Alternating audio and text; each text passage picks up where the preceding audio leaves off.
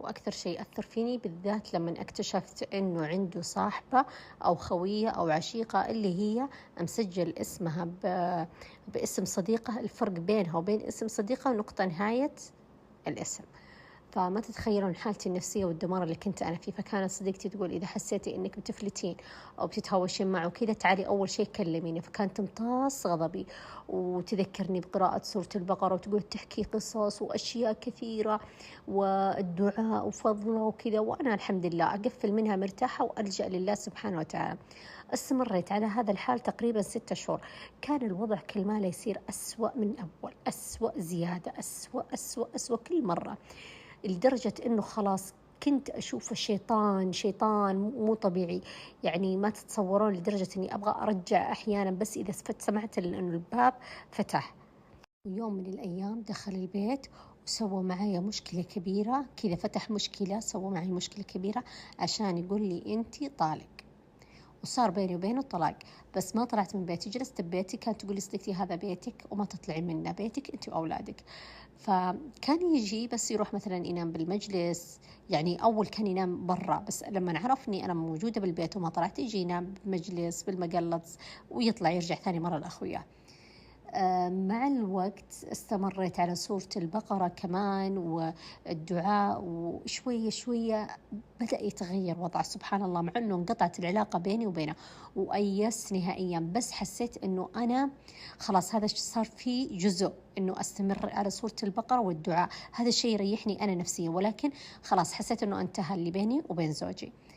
مع الوقت تغير، صار يدخل يجلس في الصالة شوي وأنا جالسة، فكنت أستغرب. شوية يعني يدخل يشيل ولده يسلم عليه، الشيء هذا كان أبدا أبدا ما يسوي.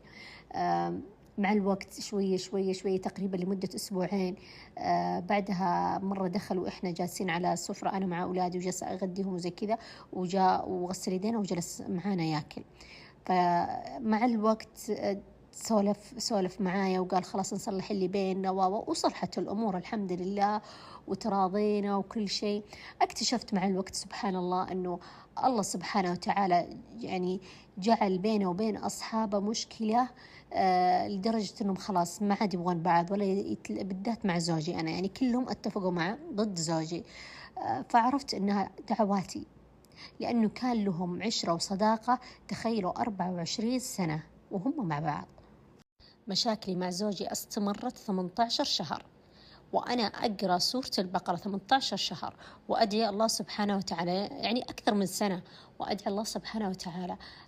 كنت أطلب من الله أن ربي يصلح زوجي. اللهم لك الحمد. تخيلوا أن زوجي اللي ما كان يصلي صار يصلي، صار يقومني لصلاة الفجر ويهتم للصلوات ويهتم للنوافل، صار أحسن مني في الصلاة، أحسن مني في العبادة لله سبحانه وتعالى.